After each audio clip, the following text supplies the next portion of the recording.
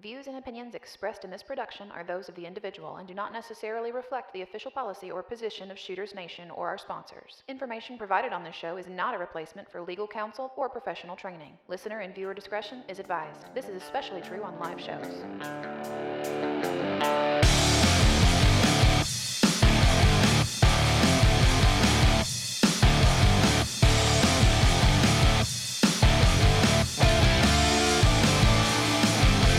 Welcome to the Shooters Nation podcast, the show created for you, the armed citizen. Join our hosts and subject matter experts as we talk about guns and gear, practical training and knowledge, Second Amendment issues, and the firearms culture. Be sure to join us after the show at shootersnation.com and become part of the Shooters Nation.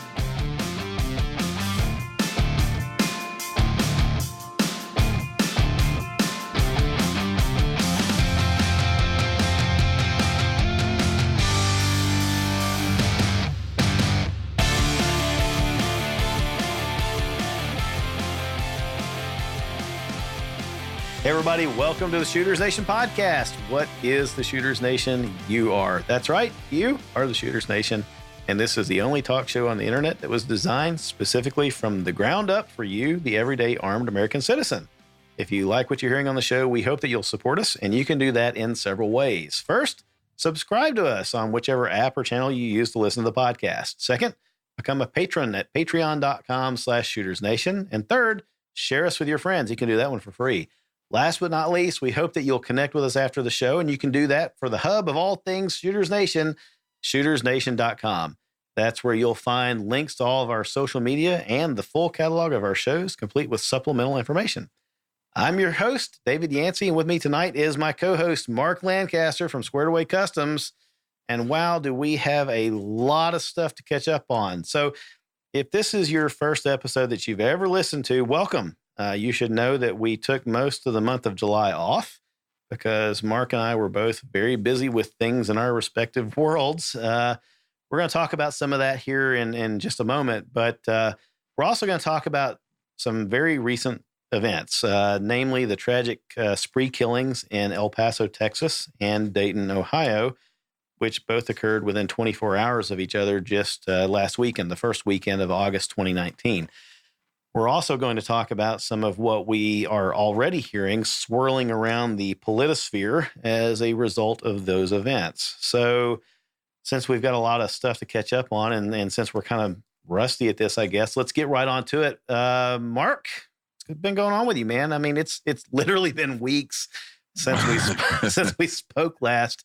And I know you've been busy traveling. So first of all, it's good to see you on camera. I can see you, the listeners can't, but it's been a while. I mean, like it sure has. This time it's really been a while. I texted you earlier in the week. I was like, we got to do a show. I know, right? It's like, hey man, you still like me? We're going to talk to each other. What are we going to do? So yeah. Right. Yeah. Yeah, no, I mean, I think last month I got to sleep in my own bed 8 times. That's was bad.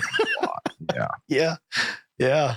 It's good to be home. It doesn't mean I'm any less busy, just less travel, right? So getting me home at nights is important. You know, a lot of those nights were the weekends, you know, often up at the cabin. And then, but I had a couple of work trips, and then I had a visit to Michigan to see the in-laws trip and all that sort of stuff. But one of the trips I was at Washington State up for the Rainier Arms Triggrcon show. Oh yeah.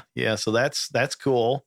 Tell us about that. What was that all about? It was good. I got to see a lot of really nice stuff. It's a really neat show. It's kind of like a mini NRA. You know what I mean? It's just a one big room, lots of vendors, and the cool thing about it is they pick and choose because there's no riffraff. Everything there is actually cool. That's awesome. You don't need to go buy tables that are like, no interest there. It's like every table was something cool. Yeah. Every booth, rather, I should say. But it was a good show. Got to catch up with a bunch of friends. Shook hands with Jackie Billings. Oh yeah, very cool. Yep. Met her. Just was very brief and in passing. I was like, hey, Mark, Shooters Nation. Yeah, thanks for the interview again, and maybe we'll get you on again sometime. She's like, hey, good to meet you. That's awesome. She was bouncing around the city like crazy. I noticed her Instagram. She was all over taking pictures and doing stuff. So yeah, it looked like she got to be a tourist a little bit, which is fun. So yeah. But the show is great. Rainier Arms is a super awesome company. I'm big fans of those guys, and get to really meet all of their team. And they stock our holsters, and I had to work with them a couple other aspects too. But it's really a great team. But they really were a very, very gracious hosts, and they did a big dinner boat cruise. It took us out on the lake on a huge boat with a few hundred people, and had a little dinner boat cruise party type thing. And it was just a really nice time. That's awesome. Yeah, I was reading something on social media like leading up to Triggrcon, and they were like, this is the time of year where, it's kind of like chaos and pandemonium as they're prepping for it, and they're asking themselves, oh my God, why do we do this? And they know that when it's over with, they're like, yes, we can't wait to do this again. And so that's awesome. It's you can tell that it's a labor of love for those guys, and that's spectacular. So yeah, it's really a great group. And so they do the range day on Wednesday, and then Thursday is kind of like a day off unless you're an exhibitor. That's smart. That's smart. Everybody is setting up. All the exhibitors are setting up because they're transitioning from range to show floor. So we had the day off. So we took advantage of that, and we shot down, did factory tours with ZEV Technologies and Aero Precision. Okay, so I'm jealous. Yeah, that was a really great day. Yeah, it was really great to meet the Aero guys and tour their facility and see how big they really are. And then ZEV, seeing those guys and meeting them and hearing some really cool stories and meeting a big part of the team there was really awesome. I can't say enough good about that product, man. I'm a fan. So like so let's talk about ZEV for a second, right? 'Cause I mean, I'm a fan, clearly. I mean, my 19 wears a ZEV Orion slide, and I'm, that's probably like my favorite gun. Mm-hmm. I love looking at it. I love taking pictures of it. Yeah, it gets a lot of attention on Instagram and everything else. Like if you had to like just describe the ZEV operation that you saw in like, one word or just a few words, how would you describe that to people? I would say, with the release of the OZ9, you have to use the word innovative. Right. Okay. Right. 'Cause it's really, there's nothing out there like it. But the quality control aspect of it was what I thought was so cool. Yeah. Because I got to see some like nuts and bolts stuff from behind the scenes, and like I'm even on an NDA with those guys because I have some of their CAD files and stuff for making custom molds. We're working on a custom mold project for the OZ9, so we're going to be making some pretty badass holsters for that thing. And sweet. I'm excited about that. But I'm on an NDA with them, so there were certain things that I was able to see that the average you clearly can't talk about probably, that, right? Yeah, I can't talk about, and yeah, there's some very cool things coming though. Yeah, I can say that, and it's not just like changes; like they have some really cool things, right? Coming. Things I haven't told anybody. Yeah. But the quality control that they have and the tests that they're running and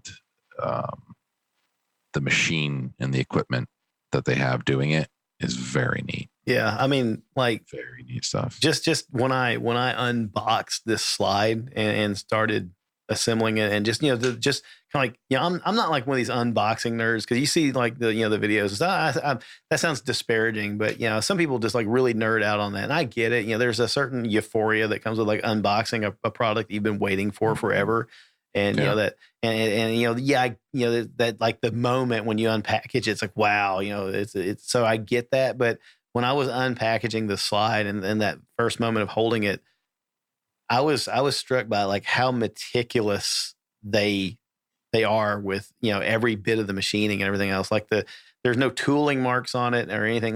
There's no roughness. Sometimes you see stuff and like you can tell that after they machine it, then they have to kind of go back in and like they sand down the roughness and stuff like that. There's none of that on this, and the machining is very. It's pretty to look at. It's ornate, but it's functional, right? And like people that see this thing at the range, they're always asking me, what is that? And it's like, man, it's ZEV Orion slide, and it just turns heads and it makes people ask questions. So yeah, when you were describing that the quality control and the QA, that's like to me that's meticulous. It's attention to detail. So yeah, Yeah, it was neat. It was neat because when we got into like the room with like the stacks of CNC machines, yeah, it was lunchtime, and during the lunchtime, a bunch of the guys were outside in the parking lot shooting their bow and arrows, like on break. Yeah, they're outside doing archery. guys are drilling targets like 75 yards away with their compound bows. That's funny. And they had to stop so we could drive through, so they continued to shoot. Right. But, another thing that was really neat is how they were very, very welcoming and that's awesome. Very happy to have us and just super, super hospitable people, and everybody's really nice. That's awesome. Yeah, that's very cool.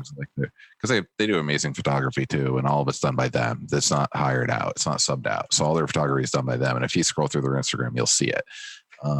It's all in house. So we checked out their marketing room and the photography studio and all that kind of stuff, and got to go into their quote unquote war room and check that all out. Very cool. Very neat room. Very cool.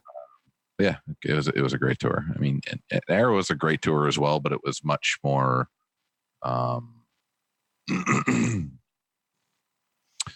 It's much more just like we're building a tons of AR-15s, right? You know what I mean? It was it was a lot less like custom, a lot less Gucci, and a lot more mass production, right? You know?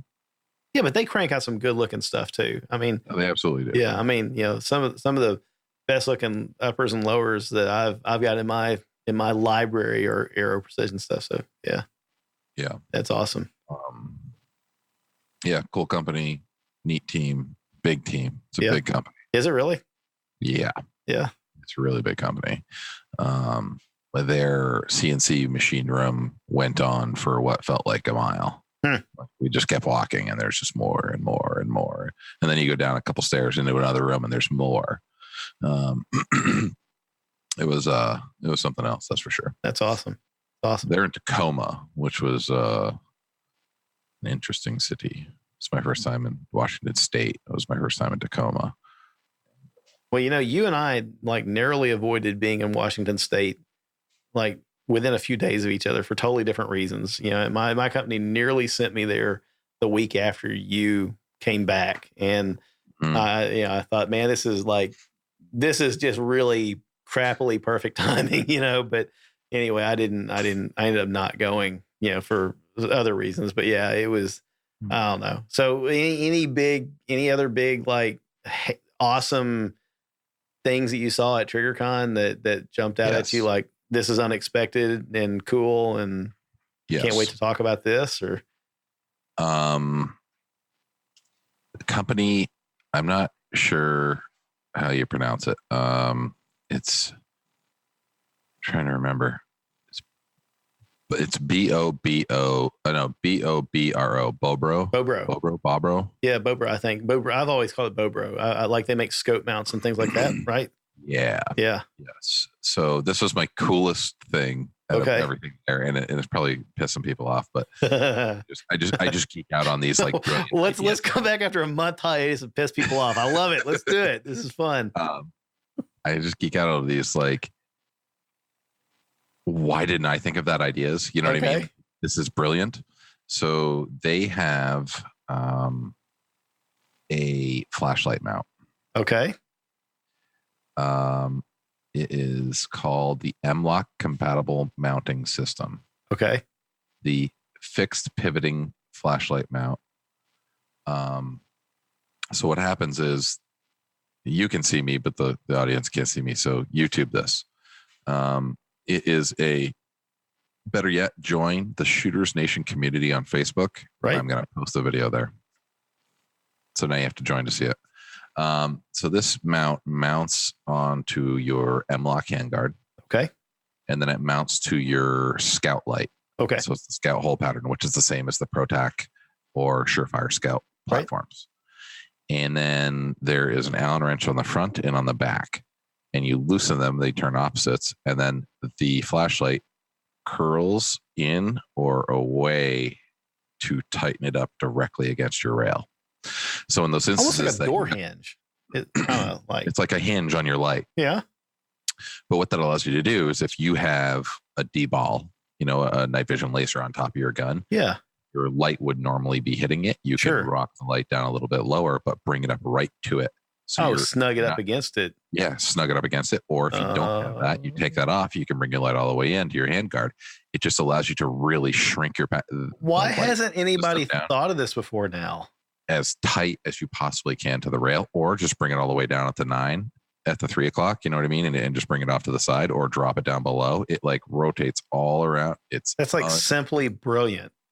It is awesome. Why? I mean, seriously. Reasonable. Yeah, I mean, like this really allows you to adjust it for a variety of reasons, right? So like get it out of the way of any other accessory or iron sights or offset irons or QD sling mounts or anything like that. You can or the MAL, the other IR laser that's out there that rides at the 3 o'clock position, the MAL 2 o'clock position. You can tuck it up underneath that or bring it right up tight to it. It's a fantastic thing. But so yeah, that was one of the coolest things I saw. Their backup iron sights are also the thinnest, flattest backup irons I've ever seen, and they're rugged. That is awesome. Yeah. I love it when somebody just sits down and thinks, here's a very simple solution to a problem that has driven people nuts. And also I just found on the internet, I just Googled it.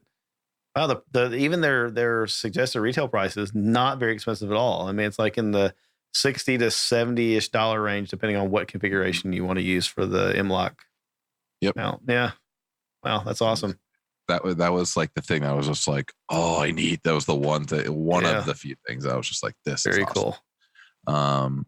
So that was great.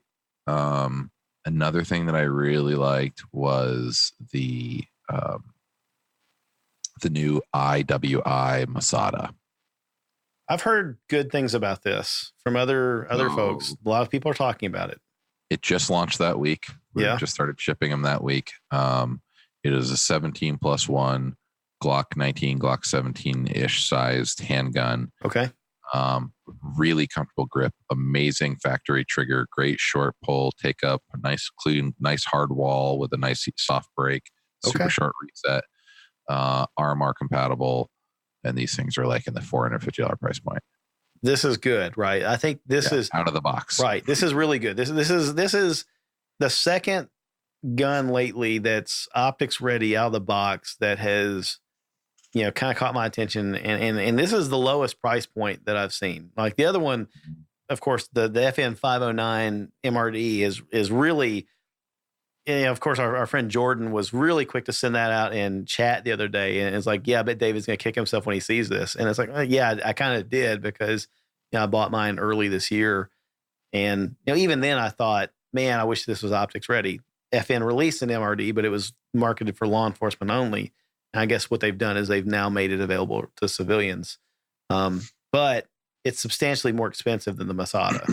Like by $200 more expensive than the Masada. So yeah. I mean, really, when it comes down to, if you do like a quick glance and see that gun and look away, you think you're seeing VP9. It's very VP9-ish. Yeah, I mean, it kind of is. It kind of is. Yep. But man, it feels really good. And the sweep of the back strap just feels great in the palm of your hand. The factory texture is fantastic. It's 100% ambi gun, front cocking serrations, actual pick rail. I think it's a great gun. I really hope it gets the traction it deserves. Yeah. Shot it at range day, shoots great. Super happy with that product. The Israelis generally do not make bad weapons. I mean, the Tavor, I've always liked it. It's a good bullpup. Their CZ clones have always been very reliable. And I've always loved the Galil. I mean, that's a fantastic carbine. So I hope that I can find a Masada somewhere locally to put my hands on it. I like it. The last thing I honestly need is another handgun pattern in my collection. I need that like a hole in my foot, but I don't know. It's interesting. I guess with it being a 17+1, it's more like the Glock 45, right? Or the because it's not quite the 17 length, but it's a full size grip. So yeah, and optics ready under $500. That's good. I really hope that we start seeing that become more mainstream, to be honest with you. And I think that we will. I think that the industry shifting this way. And frankly, yeah, it's about time. More people are expecting red dot optic compatible guns, and they're sending their guns out to have them milled. So, bad news for the the industry, the CNC milling industry, but high time that the firearms manufacturers are doing this. And why the heck wouldn't you just go ahead and mill the slide and put a cover on it for people that want that option? Yeah, that is a good looking gun. Yep. I'd like to get my hands on one of them. Well, I can send you one, David. And what we could do is we could put the Bobro flashlight on it, and you could tuck it up real close to the slide. Right? Yeah, it'd be perfect. Yeah, it would be. It'd be great. Yeah. The all wisecracks aside, I mean, it's. I was super, and I was just like, okay, here we go, another striker gun that's not a Glock 19. Yeah. Yeah. You know what I mean? I know. And, yeah. But man, oh man, it's nice. Huh. It's really nice. I'm a fan. Did you get to attend the range day and shoot one of them? Yes, you did. Okay, yep. Shot 5 rounds through it. Yep, not a lot. There was a big, there was a lot of people around, a lot of big line. I was just trying not to be stingy, but but 5 rounds on steel, first 5 rounds, and I was just like, man, this is nice. Yeah. All right. Yeah. Well, I will. I'll look forward to getting my hands on one of them and try it out. Hopefully, I get a chance to do that. Very cool. Yeah. But also got to hang out with my boys from P80. Okay. Dan did not make it. He took this year off, but hung out with Dave and Alex from Polymer 80. Okay. Spent a bunch of time with those guys, and my boy Jacob at Night Vision. If you're not familiar with Night Vision, you should definitely check it out. They are fantastic night sights for your guns. They are. Yep. Jacob Herman. Not V Vision, but Fission. Yep. You know him? I do. Yeah, he's a Tennessee boy. I've known him. Oh, yeah, he is. Yeah, I've known him for at least 12, maybe going on 15 years.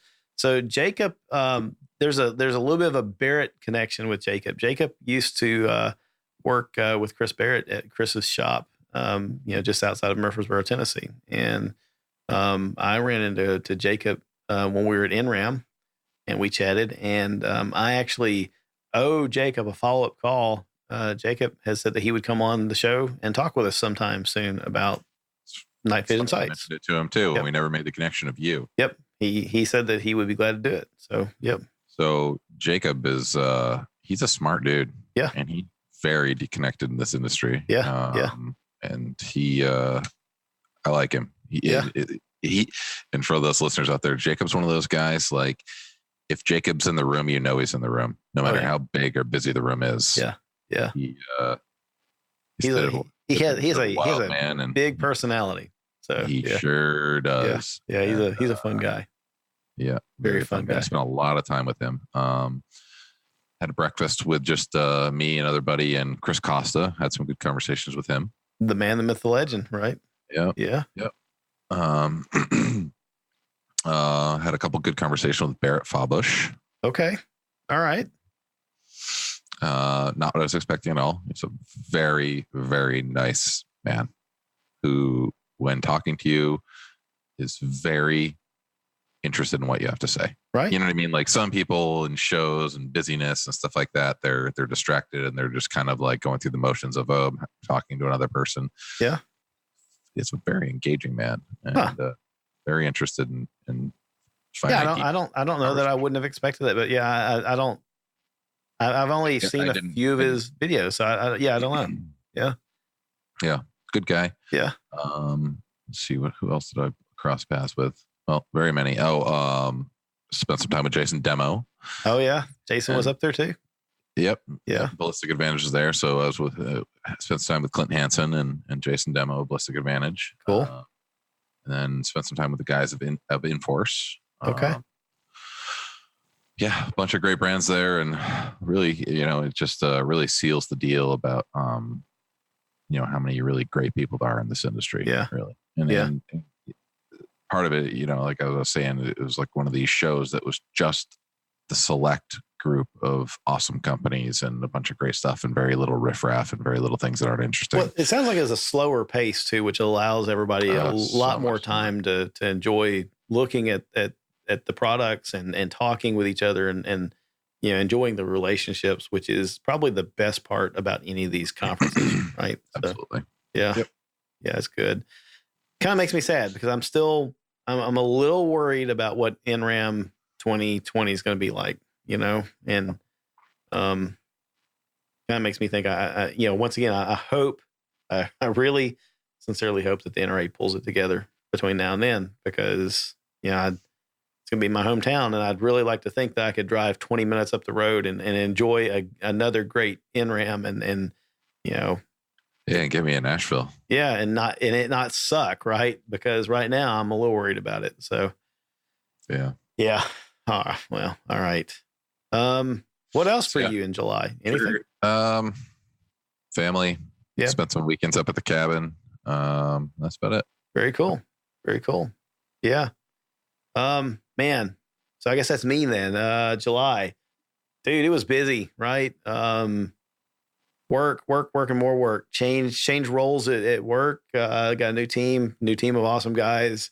A little sad leaving my former team. I had an awesome team that I worked with before, and I was really sad to leave a world that I had known, and in a role that I have worked in some form or another for like 20 years professionally, and now I'm in a completely different role in a different capacity with a great bunch of guys, and they tolerate me. They tolerate the fact that I don't know a whole heck of a lot about what they do, but it's exciting. It's rewarding.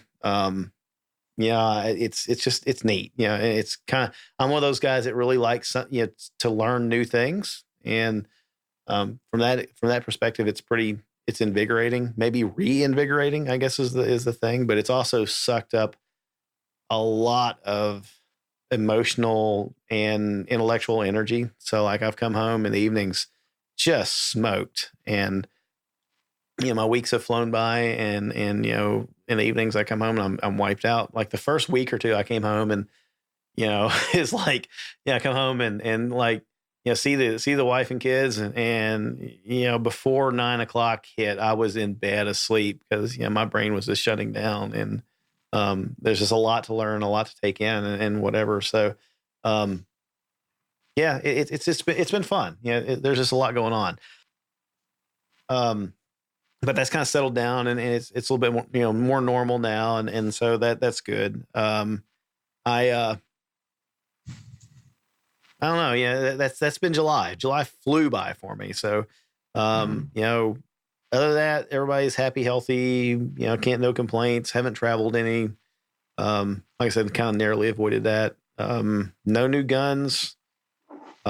I finally forced myself to go out and shoot. I'm confessing that, like, for the whole world. I hadn't shot any in July, even though like every weekend I'm like, I'm going to go shoot. I'm really going to go do it this time. And then like, I hadn't gone and done it. I did last weekend and burned up, I don't know, about 400 rounds. And it was very deliberate, focused, intentional shooting. And I really enjoyed that. And I found that I hadn't drifted too far away from competency, so I was able to get right back into the groove of things, and that was good. I think it was a good reminder for myself.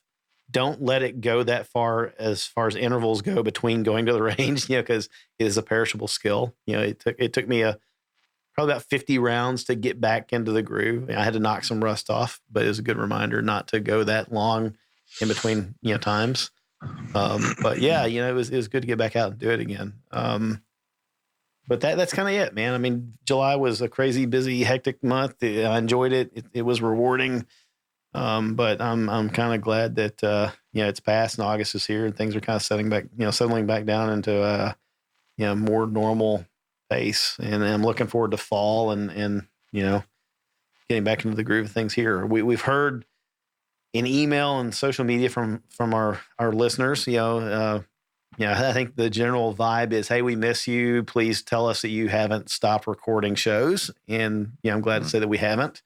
And unfortunately, the terrible fact is here we are recording our first episode back. And man, it sucks that we're coming back on the heels of a lot of bad stuff that's happened in, national news. Right. And I don't know if there's a good way to transition into the second segment of the show, but the rest of the show is kind of like talking about that. And so, Mark, when you and I were talking about, hey, we need to do a show this week. I don't know about you, but like Monday, I guess Sunday, really, on the heels of first there was El Paso, the El Paso shooting on Saturday, right? Mm-hmm. That was bad enough, and then the shooting in Dayton, Ohio, overnight, Saturday night into Sunday morning. Heck, I didn't even find out about that until like mid-morning Sunday. I don't know when you found out about it, but that was like just icing on the cake. That's like more than I could even. It's like, wow, you gotta be kidding me. By the time Sunday afternoon and Sunday evening rolled around, I was almost ready to like, hey, I felt like we need to record now. And like, if I could have released an episode and done it justice on, Sunday, I would have done it. But, what is it? John Correa that does, was active self-protection. I saw him post something the other day and he said, he kind of almost has like a policy of like, he doesn't do a response for about 72 hours after an event like that. And I think that's wise. And now I'm kind of thankful that I didn't rush to do a recording because I needed some time to process and think about what was going on. And I don't know. I mean, how did that all strike you last weekend when it was unfolding? I was up at the cabin and we're pretty hands off up there. Yeah. You know what I mean? Yeah. And it was like late when I saw the Wal Mart one and I was just like, unbelievable. And I just kind of put my device back down and kind of went back to doing family stuff. Right. And the next day I look and it's like, man, Dayton. I was like, I thought it was, Texas. I thought the same thing. That it struck me the same way. Like, did I misread it? And I was just like, wait, did I read that wrong? And then I read second in 13 hours. I'm like, oh my gosh. Yes. Yeah. And then I'm just like, I'm not gonna. I've already ruined my mindset. You know what I mean? So I like, put the phone back down and just kind of went back about to doing what I was doing. Yep. Not to really let it cloud me up too much, but it's too late. I'm too deep in this industry and too deep, just this conversation that you and I have, like to not just really run through this and analyze it and think about it and spend time with it on my mind. Yeah. And it's just so damn frustrating on so many levels. And the feel for the families and all that, but it's like the attack that I know is imminent when this stuff happens.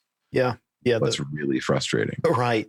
And and it's not only just the attack on the rights thing, but what really pisses me off about it is these politicians that are so either absolutely lying or just so damn ignorant. They're spreading spew. Yes. And BS that is just not right. And it pisses me off. And, they're taking advantage of the ignorant voter.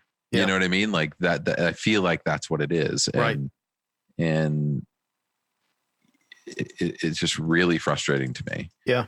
Because, like I watched, and I thought it was really great because Joe Rogan's podcast is one of my go-tos. Like an episode pops, I'm listening to it within an hour. It's in my ear. You know what I mean? Right. I really enjoy his content on many, many levels. And Bernie Sanders just popped in there yesterday. So I'm listening to it this morning. And I was thinking to myself, this is a really, really great way for us to get to know these candidates. It's nobody's cutting them off. Nobody's interrupting them. They have more than 90 seconds, to speak. They don't feel like they need to defend themselves every time they say something. You can just listen to these people speak and hear their thoughts. And it's not in a 5-minute TV interview. It's open. It's free. They can speak any way they want. And Joe transitioned the conversation to guns. Right. And Bernie was talking about how you can go into gun shows and buy guns without background checks. And I'm like, oh my gosh, like it's so damn frustrating. Right. Because this is the problem. Yeah. This is the big problem. Right. And it's a people don't lie. know what the hell they're talking about. It's a lie. It's not accurate. And, like for instance, with Bernie, I think he probably really thinks that. No, I think you're right. With Bernie. Yeah. But there's other people out there, that I feel like they do know the truth, but they use this as a talking point because they know most people don't. Right. And they know that they're believable. Yeah. And they're trying to sway and get more people on their side of the fence. Yeah. And the dangerous part is there are people that that look to people like Bernie Sanders as somebody that that's an authority figure. Certainly he knows what he's talking about. Well, Bernie said that you can do that, therefore it must be true. And now that's their new opinion. That's their new fact. Yep.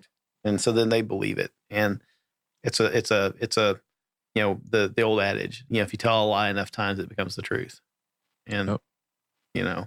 The thing is, he's partly right. To be honest, to be completely transparently honest about it, he's partly right. You can buy a firearm at a gun show from a private individual in the parking lot without a background check. But I can do that. But that's not at that's not the gun show. You can do that anywhere. Right. You can do that anywhere. You can do that. I could come to your house. I could meet you at the corner market. I could meet you, anywhere and do that. The gun show loophole is a private sale. That's right. And it's not even a loophole. Period. It's, they call it the loophole because it needed a snazzy word. It's like calling, right. An AR-15 an assault rifle because, it's sensational.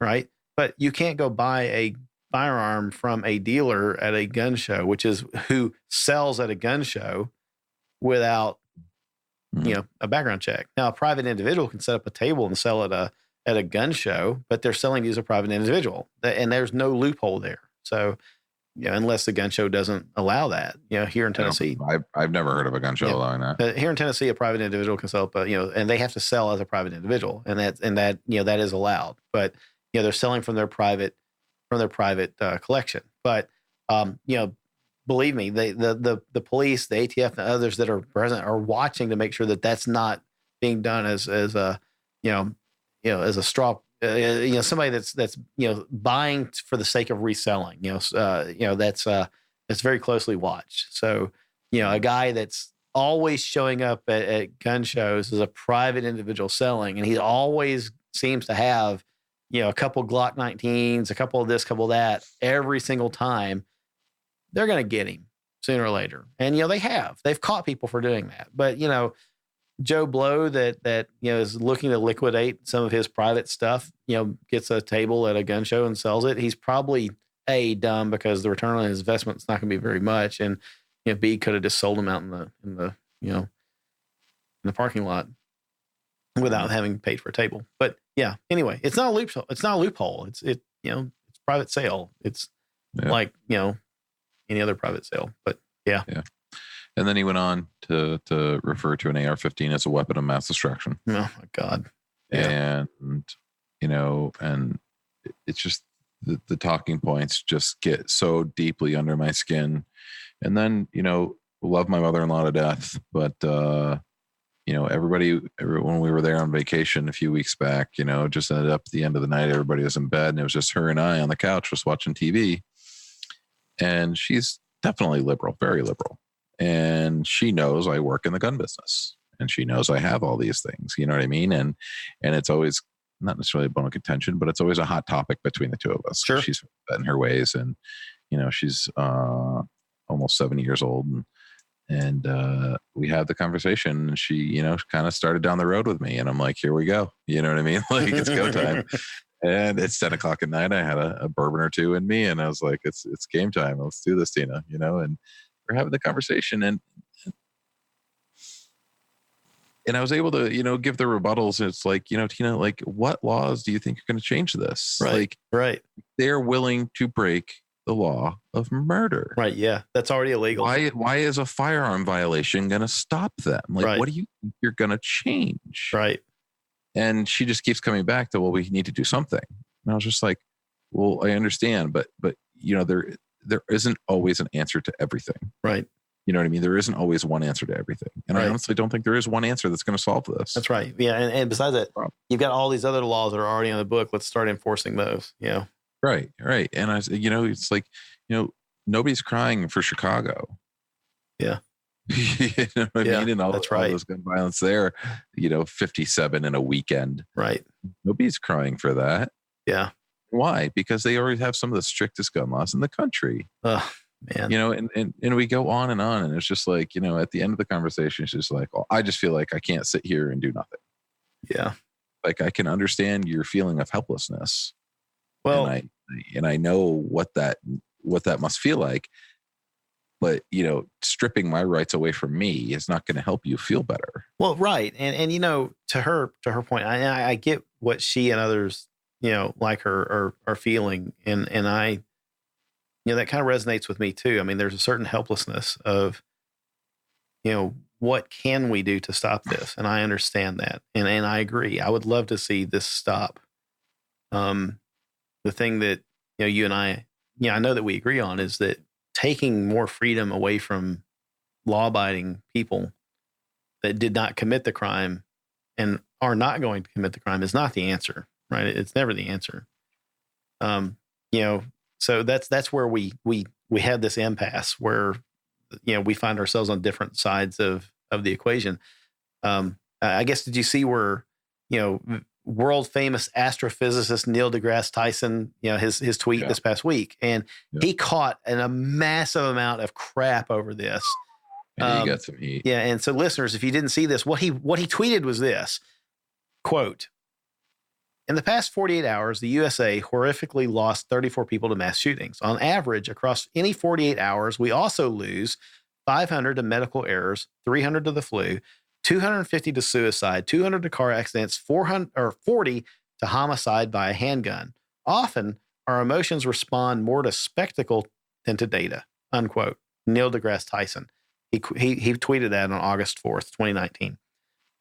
The internet went absolute bonkers over that. They rioted in the streets, calling for his head on a platter, and demanded that he sacrifice himself on the altar of social media. And the man was absolutely right. And the thing is, emotion is not satisfied with data and fact, right?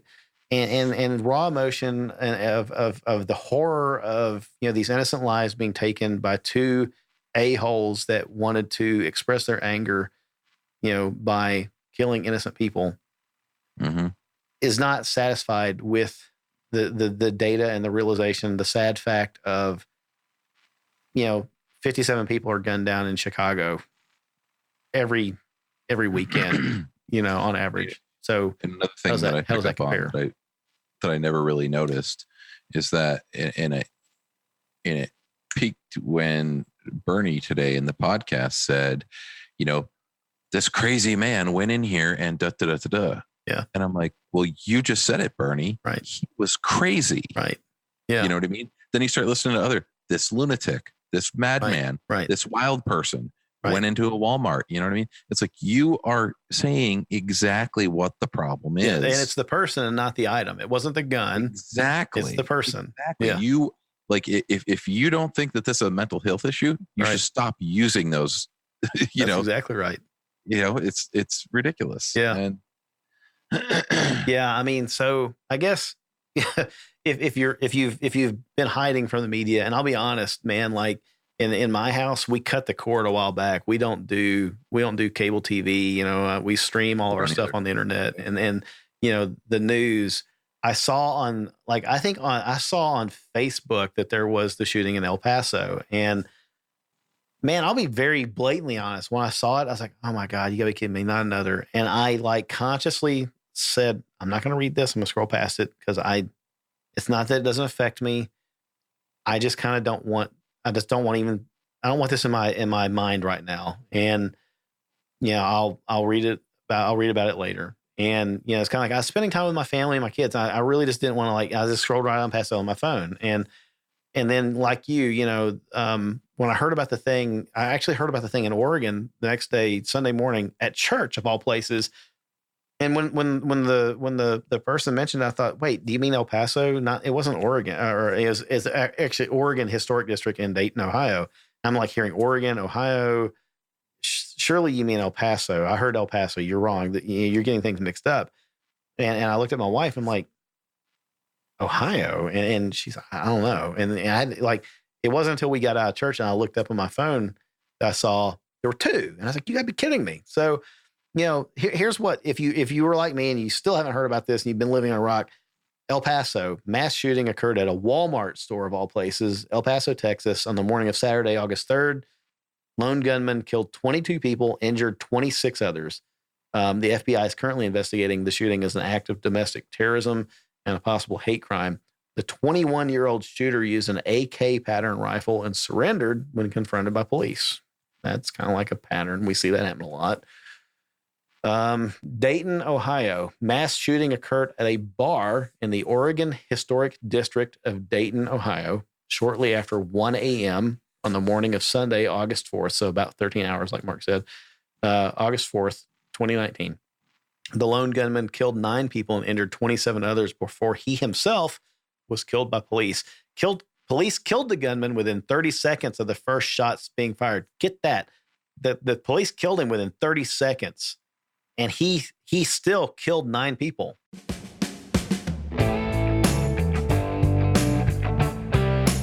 Hey folks, David here. Did you know that there is more to the Shooters Nation than this podcast?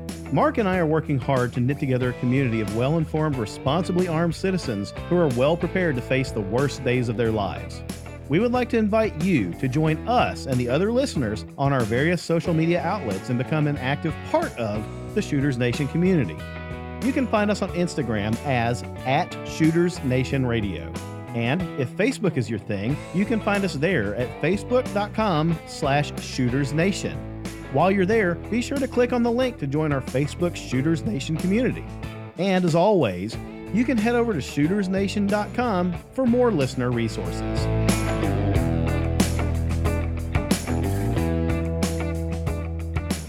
The police killed him within 30 seconds. And he still killed 9 people, right? So we've talked about be your own first responder. Man, think about that, man. In 30 seconds, they iced him, but he still was able to kill 9 and injure 27. I did. Was that not crazy? Mm-hmm. Yeah. Yeah. It was for sure. And he looked like he was ready to go for a while because he had a backpack full of goodies. Who knows what was in that big backpack, and he had the mask on and the body armor. Yeah. And he was full speed ahead, headed into that nightclub. Yeah. Right. Yeah. And they iced that dude right there, dropped him in a pile right at the entry of the. They did. Had he made it into that bar, it would have been tragic, even more tragic than it was. So 24-year-old shooter in Dayton used a .223 caliber AR pattern pistol equipped with a pistol stabilizing brace and a 100-round drum mag. Yeah. So, Mark, did you notice anything particularly interesting about both of those shooters? And it was the first time that I've noticed this, to my knowledge, for these types of events. It was. I noticed it first in El Paso, and I thought, well, that's interesting. And then when I saw it again in the Dayton, incident, I was like, you've got to be kidding me. That's a really weird coincidence, and it's kind of an evolution of this type of event. I'm not quite sure what you're referring to now. Ear Pro. Both of these guys were wearing ear protection. Yeah. Well, I was reading a news article, New York Post for what it's worth, saying that the former classmate of the Dayton shooter said that he was pro gun control and leaned far to the left. Interesting.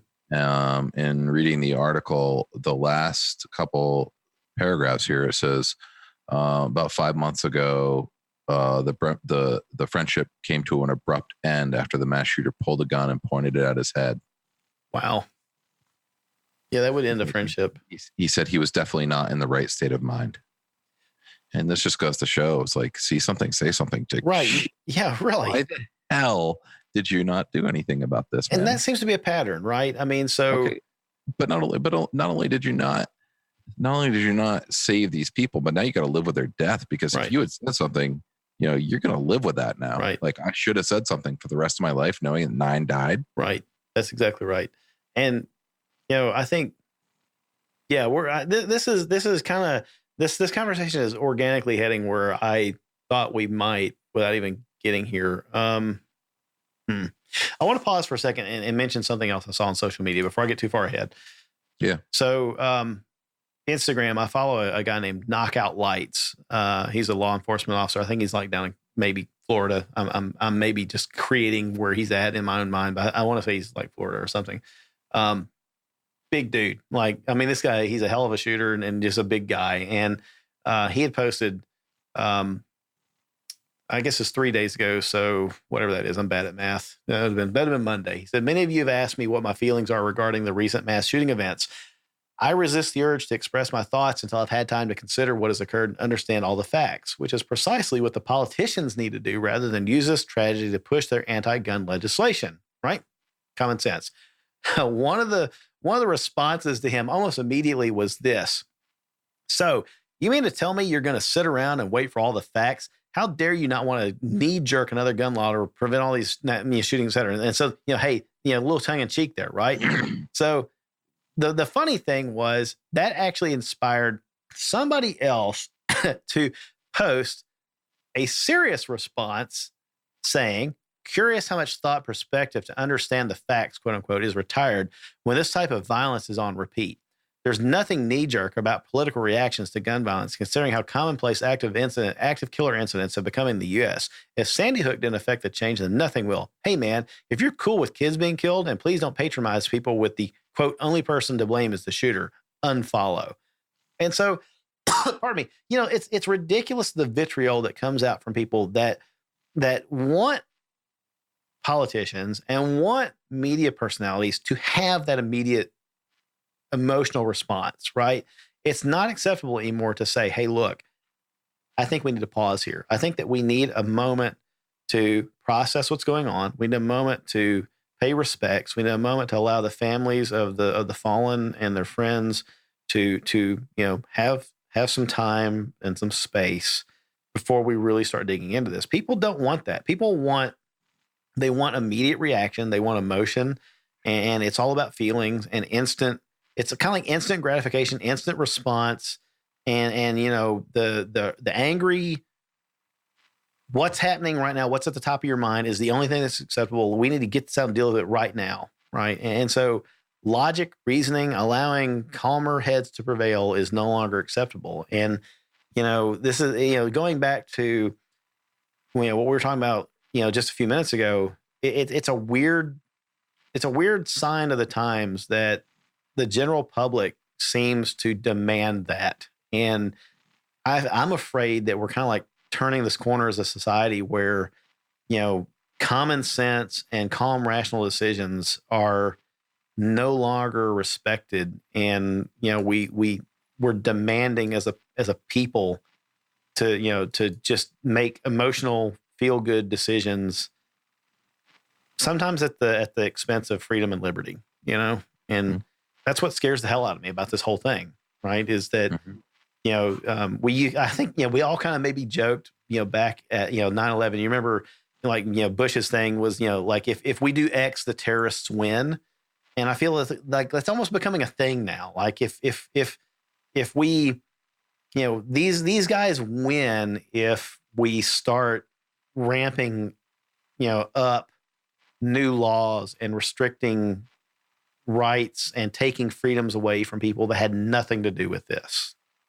The single mom that has a handgun and a carry permit because she's trying to protect herself and her kids from an abusive ex-husband that has beaten her nearly to death and told her, if I ever find you, I'm going to kill you and take the kids.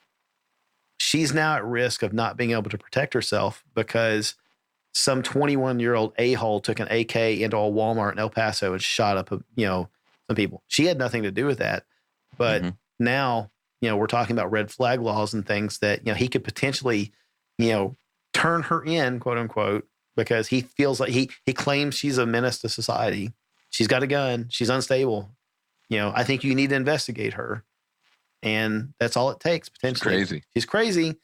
And now she's unprotected. Now, and I mean, you see how this unfolds. And it's just ridiculous. I think that we are very perilously close to having a lot of freedoms and liberties given up for a false sense of security. And that's kind of what's terrifying to me. But anyway, soapbox, I guess.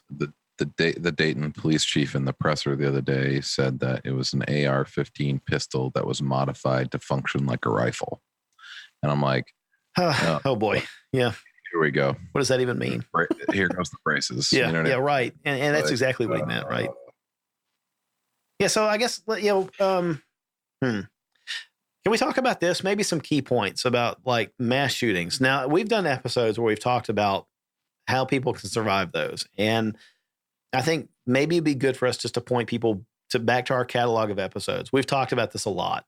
And one thing that I personally want to maybe introduce as a new thing here, Mark, I've been thinking about this a lot this week, is what I'm going to call my concept of cost benefit analysis.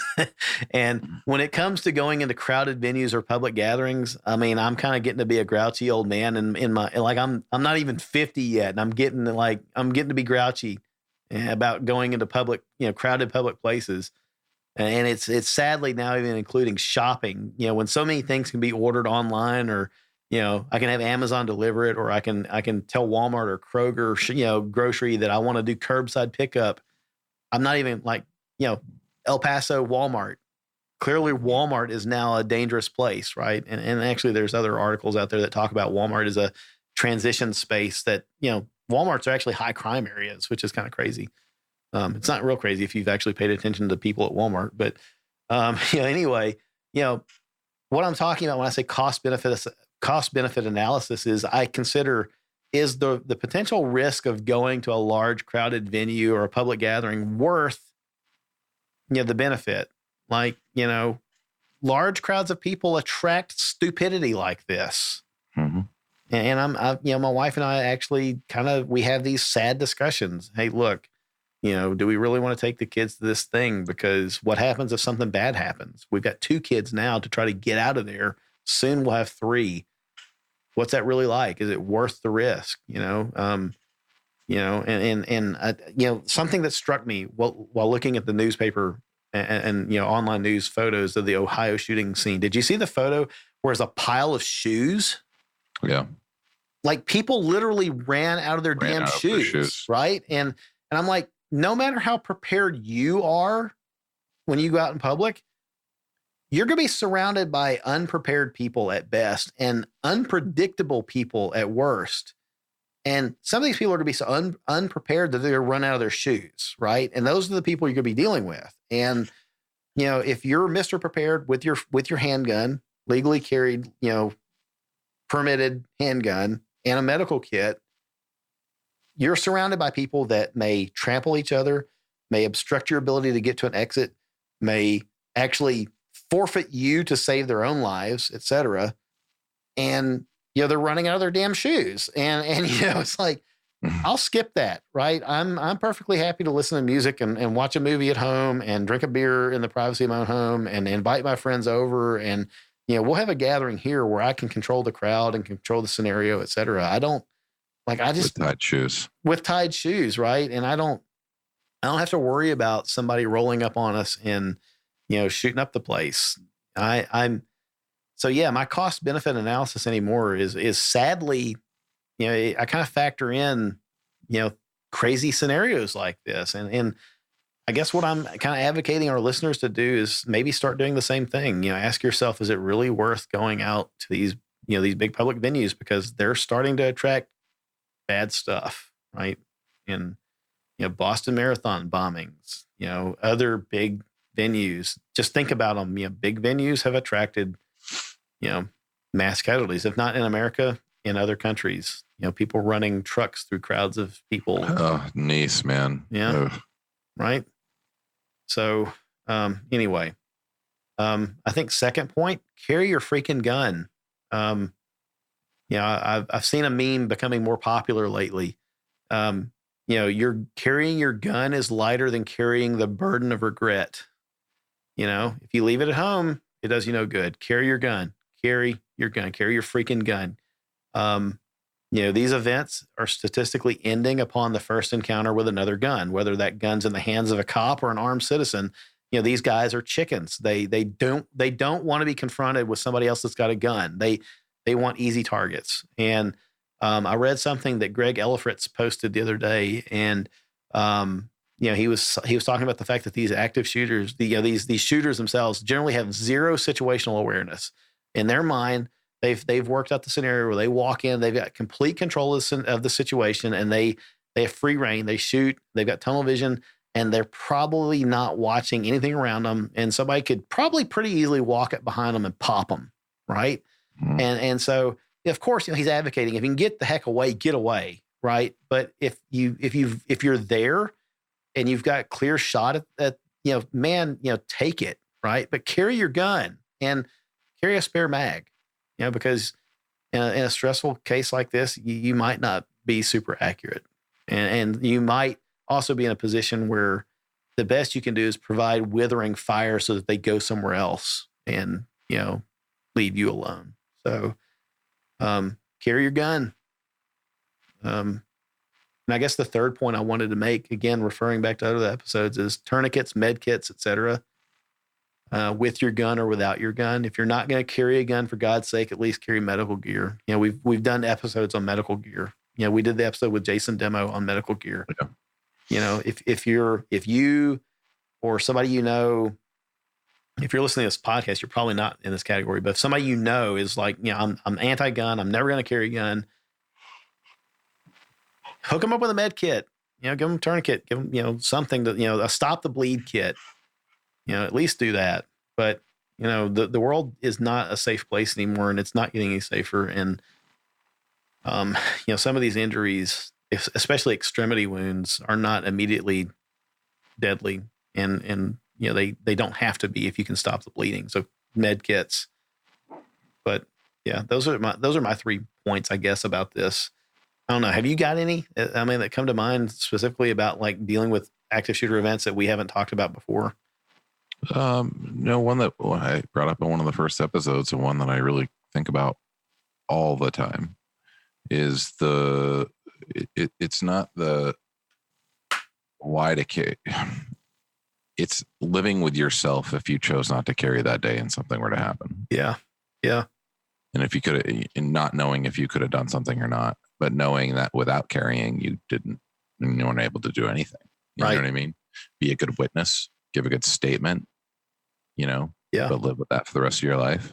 Right. Because one day, and I think I commonly will use because that one day you wanted to wear basketball shorts and not carry a gun. You know what I mean? Versus wearing a pair of pants and putting on a belt and carrying your damn weapon. Yeah. You know what I mean? Yeah. You need to think about these things. Yeah. This needs to be part of the thing. It's just I get it. It's not always awesome, but I assure you that feeling afterward, if something was to ever happen and you didn't have your gun, it's going to be a lot worse. Yeah.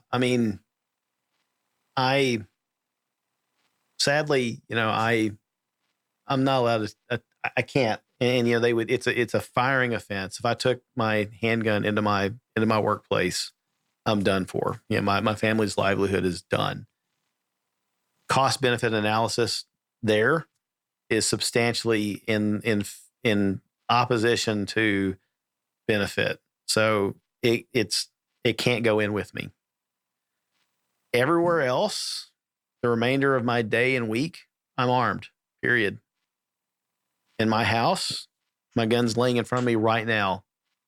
I live in a very safe part of town, in a very safe neighborhood, in a very safe county, in a very safe, part of Tennessee. And, where we go in and around town, we steer clear of what would be considered dangerous areas. And the thing is, bad people are everywhere, as evidenced by the El Paso shootings and things like that. You can't predict evil. And, I'm armed everywhere. I've made a conscious decision to bear the discomfort of carrying a gun. And it's for the same reason that you said, it would be far more uncomfortable to live with the repercussions of not. I'm, even if it's me by myself and I'm the only casualty, my family has to suffer, my loss because I chose to not be uncomfortable and carry a gun. If I'm with my family and one of them is a casualty, I have to live with that burden, and I'm not willing to do that. Right. Not have a fighting chance, at least to save, to defend them. So I carry a gun, same reason I'm sure you do. Right. So, Mark, I'm going to go out on a limb. If somebody says, well, but it's uncomfortable, I can't find a holster that makes it good for me or whatever, I bet you're willing to, make some recommendations. If they contacted you guys by email and said, hey, Squared Away Customs, help me out, you could probably help make some recommendations for them. Absolutely. It's just much deeper than I think, unfortunately, many people look at it. And I know, especially in our circle, I think they all get it. But for the guy that EDCs, 50% of the time, I don't think they're really thinking about it. Yeah.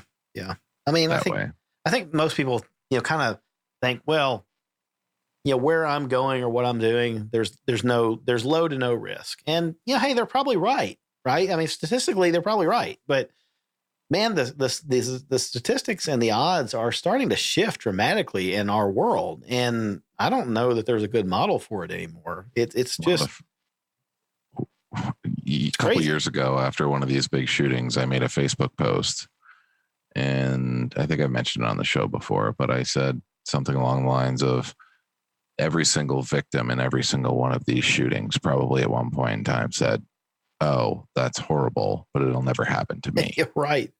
I bet you're right. I mean, in 1950s America, you could probably go to the corner market to get a jug of milk and not worry about, the possibility of somebody stabbing you in the kidney just because you looked at them weird. Right.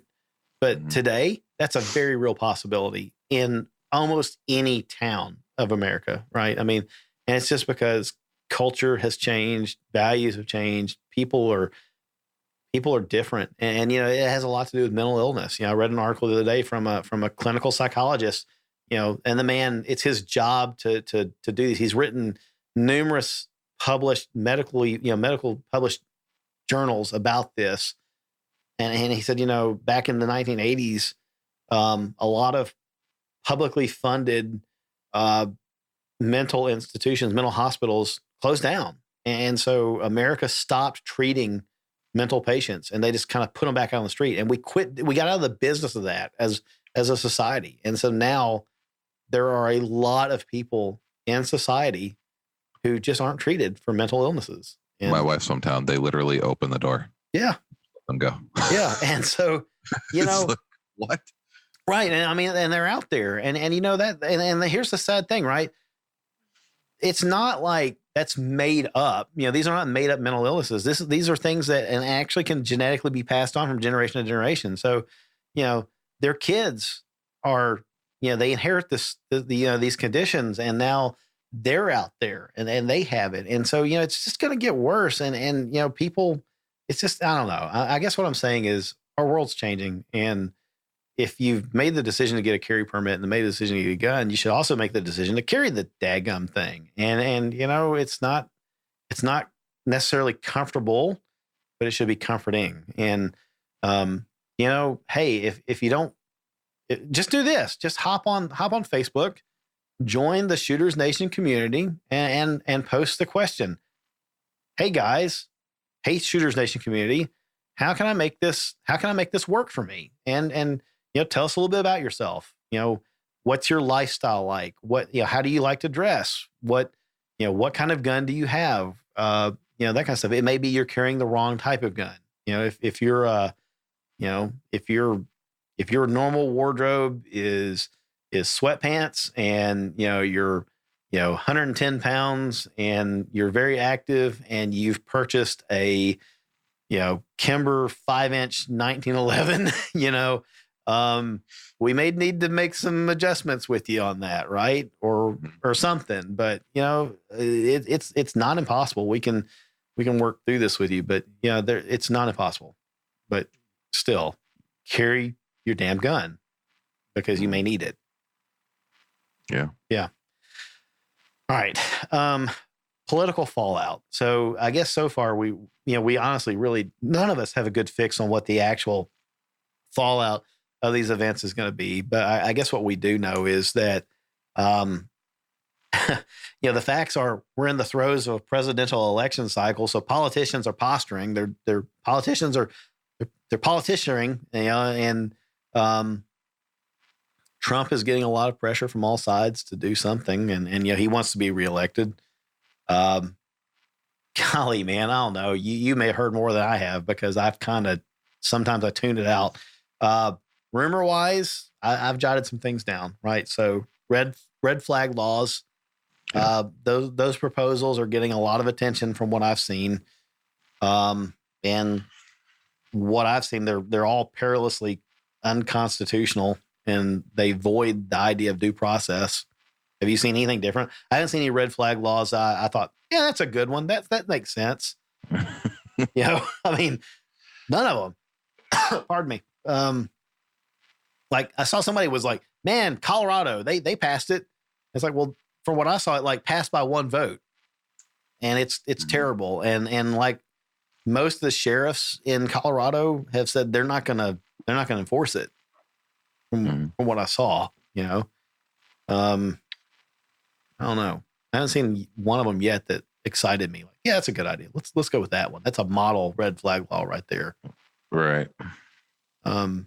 Trey Gowdy did an interview and he's like, I agree.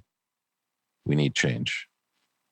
He's like, but what I need you to tell me is what change is going to make a difference. And and he's like, and I'd sign that bill. Yeah. He's like, but I've never heard one. I mean, right. Right. Show me the perfect one and let's do it. But everything else seems to void due process. It's guilty until proven innocent. And that's what sucks. It's the red flag law. What really bothers me about all of that is, I saw, this was funny. I heard, memes are still life to me. The people that report your posts on Facebook are the ones that are report you for red flag law violations. And they're probably right. That's pretty accurate. There's probably going to be a red flag button on posts on Facebook. Yeah, probably. Oh, and I saw that Trump's also pushing for social media providers like Facebook to develop algorithms to spot possible perpetrators of mass casualty events before they strike. This was on C-SPAN. Like, I watched that video before we started recording tonight, and I was like, you got to be freaking kidding me. That seems like a violation of First and Fourth Amendment rights right there, Anything you say, it's like what was the crappy Tom Cruise sci-fi movie from the 90s? Minority Report. Remember where they could predict that you were going to do a crime before you ever even had that thought yourself? Yeah, very much like that. But, the thing with red flag laws that is just terrifying is that, some of them are like, it has to be a family member or a close, like immediate or close family member that reports you. That, hey, you're unstable, you're possible danger to yourself or others. You have weapons. And then a judge or a physician, adjudicate you. And then you, eventually get a hearing to determine whether or not that claim was accurate. And you then get your weapons back if it was not founded. So you're guilty until you prove yourself innocent or until you prove yourself competent and not a threat, which is scary. And who knows how expensive that whole process is. And if you can't afford to defend yourself, you're screwed. Others are not so clear on, it has to be a close family member or a, whatever. It could be a teacher, or it could be a coworker, or, it could be a jilted ex-lover, or it could be a neighbor, or it could be, somebody that just doesn't like you. And that's terrifying. That's the person that doesn't like your face on Facebook and reports you. And that's ugly. It's kind of like being swatted, and on a different dimension. And that's where it really gets ugly if it's somebody that, you have an emergency protective order against, and now this is a way for them to disarm you so then they can come do harm to you. right? That's terrifying. So red flag laws, big thumbs down. That sucks. The other thing I've seen, and you brought this up the other day when you said it, my response, I can't really repeat on the podcast, 4-letter word, you were like, look at this, Ohio shooter had a pistol brace on his AR, and oh God. And, so there's been rumors of restrictions or bans on AR pistols. I've seen this from several fairly reputable sources, possibly making them NFA items. Making AR pistols NFA items, possibly banning pistol braces outright, just like bump stocks were banned. Like no hope or alternatives for people that have them. You either forfeit them or destroy them, and that sucks. I mean, there's not grandfathered in. Not you can't go, get a tax stamp. I guess in this case you could. You just Form 1 your pistol and put a stock on it, cough up $200 for every single one of them that you want to put a stock on. Thankfully right now, Form 1s aren't taking too long to get put through, but if everybody in America that's got a pistol and wants to convert it to an SBR, what's that wait time going to look like? And are they going to give you adequate time to get your Form 1 processed before they come arrest you or what? So, right. That's ugly. Hope that, we need to stop that. So if that gets traction, we need to make our voices really heard. I don't know. Have you heard anything about that one? Yeah, I definitely heard buzz about that one. But probably more so about high cap mags. Yeah. Drum mags, so on and so forth. So tell me what you've heard there. Cause are they just talking about like for, rifles, or are they talking about like the 1994 AWB thing where they also included handguns? I guess I maybe haven't heard so much like legislation as much as I've heard chatter about it and them selling like crazy in fear of it. Yeah. Yeah. I know they sold like crazy. Yeah. Right. Yeah. I mean, there's gonna be a run on mags. I mean, it's probably already happening. I look at gun deals. The run on the drum mags is over. Like the company I work for, Sports South, like for instance, like the Magpul D60s, we sold like 1,500 and some odd in like 4 hours. Oh yeah, already this week? Like Tuesday. No kidding. Yeah. Well, gundeals.com or gun.deals or whatever that website is. Yeah. Their front page for the past 2 days has been 10 packs of Magpul PMags from, Brownells and Midway and countless others. So I'm sure the run on mags is high, and people are trying to cash in. I tell you the one thing that I was really impressed with, the guy that runs Sons of Liberty Gunworks. I saw a tweet from him or something. He's like, look, I'd love to sell you more stuff, but instead of going and buying another lower or another rifle or something else right now, go donate to Firearms Policy Coalition or Gun Owners of America. He's like, go donate that money instead to one of the organizations that's going to defend the Second Amendment. I'll sell you a gun later. And I was really impressed with that. I thought that spoke very well of his character. Yeah.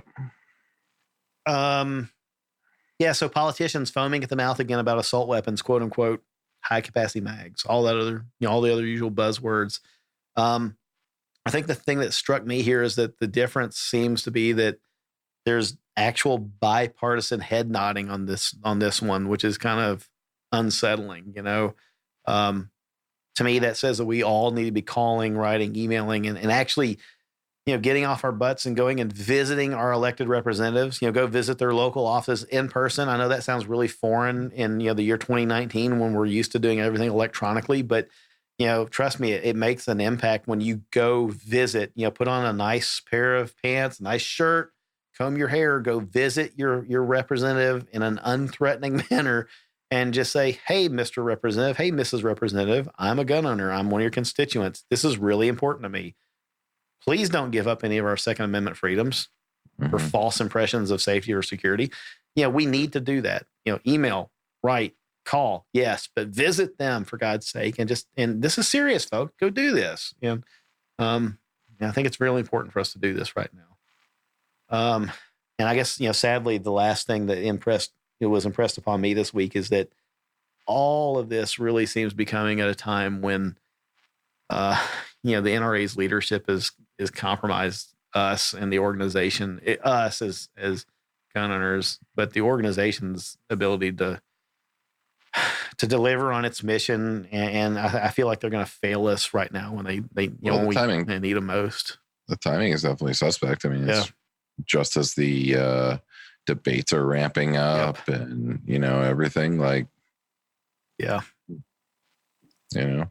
Yeah, I saw something the other day. I can't really attest to its accuracy or its legitimacy if it was really, Attorney William Barr tweeted this or not. It was attributed to him, but he was talking about like the odds of certain hands in poker. And, it's like, the odds were, very high for one type of hand and the odds were extremely high for another type. And then he said, but the odds of 2 mass shootings within 13 hours of each other in the hometowns of 2 Democratic presidential candidates were like impossible. And, even if he didn't say that, even if somebody else is just attributing that to him, because appealing to authority, the fact remains that, that's incredibly suspect, right? So, tinfoil hat warning. I mean, it's like, wow, what, seriously, that is crazy. Just crazy. Right. So, if nothing else, damn the luck, right? That is just speaking of tinfoil hat. Did you see how similar the shooters look from that garlic, that shooting in California? Yeah. Right. And the El Paso. Yeah. They look like they could have been brothers. I think it's just that, weren't they all 3 on some sort of like psychotherapeutic drug or what? I don't know. I mean, I think that's like a common thread with all these. But then again, you probably couldn't swing a dead cat in a crowd of kids these days and not hit one of them that's on, Ritalin or something, So, it's, it seems like that's a Tennessee term for you. Swing a dead cat. Dead cat in a crowd of kids. Yeah, you can't swing a dead cat without hitting a kid that's on Ritalin. So, that's just another sad, sign of the times. A kid that's rambunctious and curious and won't settle down, used to be that, mom and dad would just, spank their butt and tell them to pay attention in class. Go outside and play. Go outside and run around, burn off some of that energy. Now it's, we take them to the doctor and dope them up and make them zombies. And, then they turn into little mass murdering psychos. Apparently, I don't know. I've got theories. So did Johnny Dovesky, and that didn't turn out well for John. That's another conspiracy theory if we want to put on our tinfoil hats.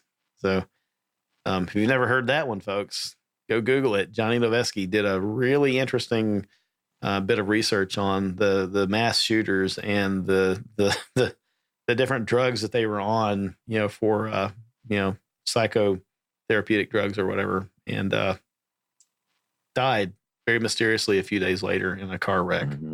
Yeah. So if this is the last episode of the Shooters Nation podcast that I'm ever on, just remember, it's impossible for me to shoot myself in the back of my head while I'm driving twice while I'm driving my car down the road. Yeah. All right. That's a cheerful thought. Man, I don't know where we can go else with this episode. We came back on a high note. Now I'm writing my own obituary. So yeah. Where do we go from here? Man.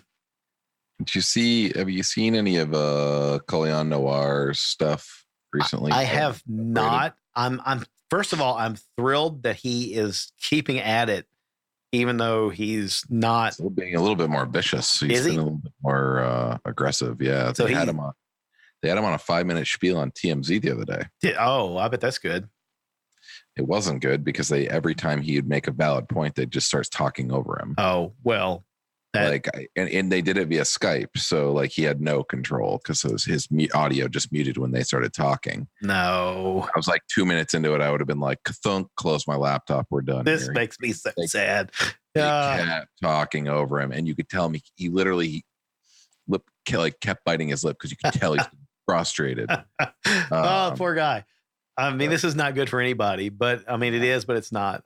So I'm really thrilled that he's still going after it off of the ACMAC, off the ACMAC leash, I guess, right? Because I'm sure they had certain parameters that he had to operate within. I loved his stuff pre-NRA, pre-ACMAC, because he was on fire then, and I'm sure that they kind of had to tone him down a little bit for this. It's interesting that Dana Lash has pretty much disappeared, other than, I don't know, like the only thing I've seen of her since is like she does Beats something commercials, like Beat supplements.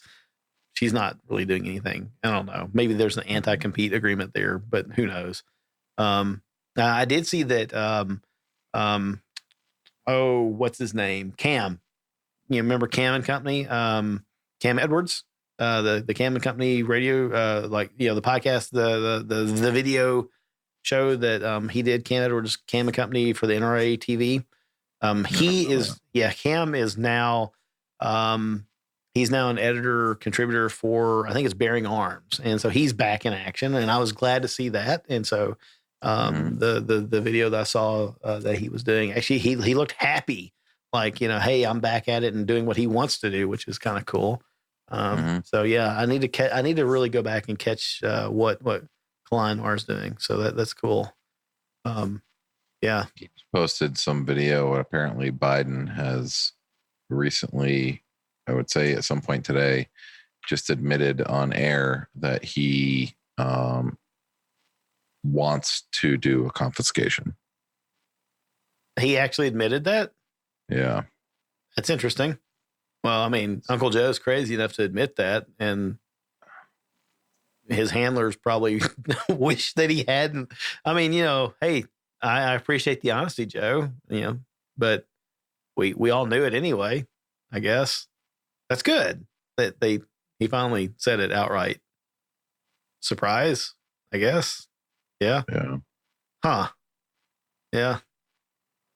Well, I'm seriously glad that Klein's out there still doing it. I hope he's on fire more than he ever was before. And I think now he's definitely lit up. He's swearing. He's getting all frustrated. Yeah. Good. Yeah. I mean, it's like, I don't know. I've got this mental image of like Klein. It's like a Django Unchained.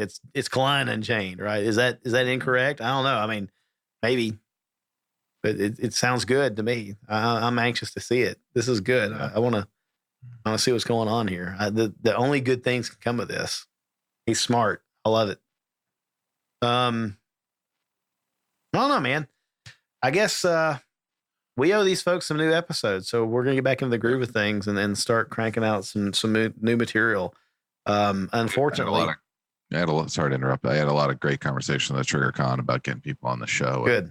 Everything went good. So yeah, no, I think yeah, we've got a lot of stuff to talk about industry wise, and new folks to get on here, and I guess unfortunately, there's gonna be a lot to talk about, just in general about the 2A and news, so that's good and bad. Hopefully I'm going to have my hands on a FM 509 MRD soon. I can talk about that. I'm like red dot all the things. I'm full in on that, and I'm really, really liking it. So, that'll be fun. I think that's probably my next gear purchase. God, I don't know. I guess that's it. Seems weird. I feel like we haven't done this enough lately that I feel like we've talked about enough stuff, but whatever. Got to leave something on the table to come back and talk about next time. Yeah, absolutely. Yeah. All right. How do folks connect with you after the show? Mark at shootersnation.com. That is the thing. That is the email address, isn't it? Yep. All right. Email me there, and not many of you have done that yet. No. What is wrong with people? What is wrong with you guys? Something. Yeah. Email us. Say hi. Or email us, I don't know, memes. Send us memes. Like, we don't know all the memes. Send us memes. Send us some really juicy ones. Send us your favorite memes. Yep. Very good. Also, go cruise by squaredawaycustoms.com. Check out what Mark and Corey and those crazy Kydex wizards are whipping up over there, and check out the other stuff they've got going on. they're not just all about Kydex holsters. They got other stuff. They got stuff they don't make. They got stuff that other people make, and you can buy that too. They'll sell it to you. They'll ship it to you. Shows up in your mailbox. You don't have to go into Wal Mart and buy it and get it from the safety of your own home. Crazy people dressed in postal uniforms bring it to you. You can trust them most of the time. So get that stuff coming your way. Yep, you can connect with me over at shootersnation.com. Same as Mark. You can connect with me. Email david@shootersnation.com. You can stalk both of us. Instagram @ShootersNationRadio. Facebook.com/ShootersNation. While you're at Facebook, you can help us tempt Mark Zuckerberg to kick us off by joining the Facebook Shooters Nation community. There's actually another Shooters Nation group on Facebook, and we don't hold anything against them. We know some of those folks, but they're not us. You want to look for the one that's linked to from Facebook.com/Shooters Nation. It's the Shooters Nation community. Find us there. You'll enjoy it. We do memes. Again, you can ask us about holster recommendations. You can ask us pretty much about anything. Holster recommendations are always fun. Share memes with us. We like memes. Memes are life. I guess that's it. It's good for this episode. We'll talk to you again in a week. What is it we're telling? Yeah, carry your gun. Until you, yeah, that's it. Carry your gun. If you can't carry your gun, carry a medical kit. Can't do that. I don't know. Quit listening to our show. You're not our target audience. You're not even our demographic. We don't even know who you are if you're not doing those things. Who are you? Who are you? What are you even doing? What are you even doing this? You probably should be listening to some other podcast. But until then, you can't be safe. Be dangerous. Be some mass shooter's worst nightmare, people. Carry your gun. We'll talk to you next week.